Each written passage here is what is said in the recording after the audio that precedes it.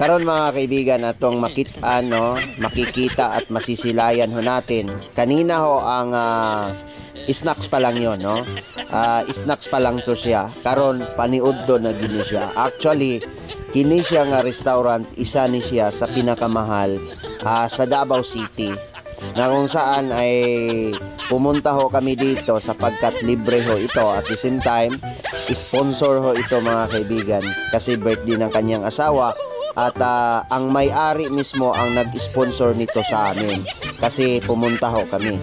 Ang may-ari or ang tag-iya gid mismo ang naghatag og sponsor ani nga mga pagkaon.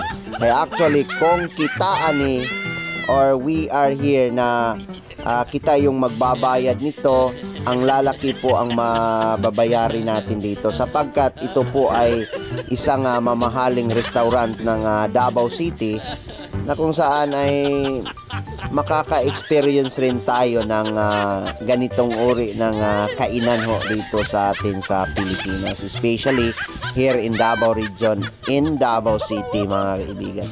No, kasama ko po dito ang aking pinaka close friend ho na kung saan when I was not employed here in this organization, kasama na ho kami dito. Kasama na kami noon sa busing ho namin.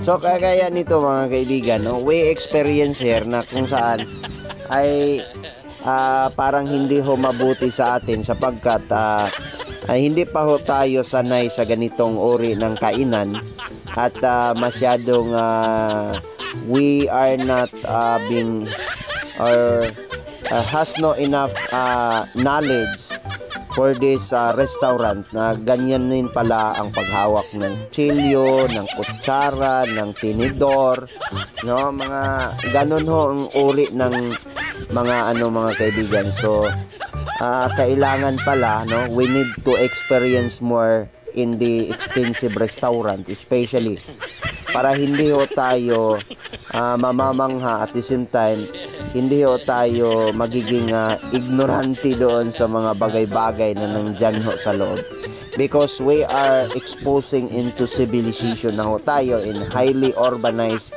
city po, no. Yung mga taong ganito ho mga kaibigan, no, ay eksperyensado ho yung iba. Samantalang ho tayo wala man sa tuwa sa bukid, di ba?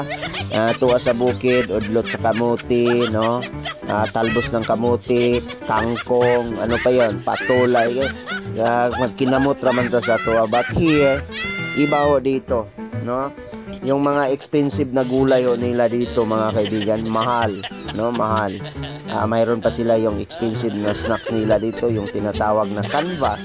Basta all in all mga kaibigan, kung kami yung pababayarin nito, yung halos lahat ng kinain ho namin dito, mula ng snacks mga kaibigan, yung mga cake ng mula sa iba't ibang parte ng mundo, mula sa iba't ibang bansa ay tinitikman ho namin dito. Kung sa amin lang ang gagastusin namin dito, malalaki ho, hindi bababa ng 10,000 sa aming tatlo lang. Pero libre man ito, wala ho kaming gastos, di ba? Libre man ho ito, wala kaming gastos dito, no. Ang dami pang ulam, hindi nga naubos so gusto ko nga dalhin pero mahiya naman tayo sapagkat isang libre lang ato apang dadon unsay na sobra, unsa nila ikaingon. So that's why mga kaibigan, daghan kayong salamat, especially kay ma'am nga nag-sponsor, ang tag-iya mismo og ang nag-birthday nga asawa aning akong kauban, no. Kailangan natin magpapasalamat above all that that was being experience on me, that these types of restaurant I has no enough knowledge to how to use utensils inside, especially during eating, no, especially that time.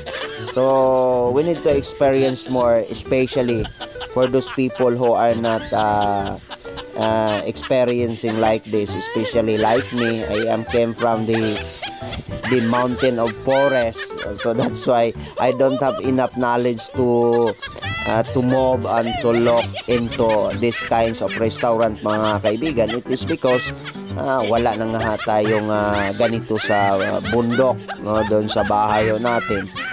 But we love more, no?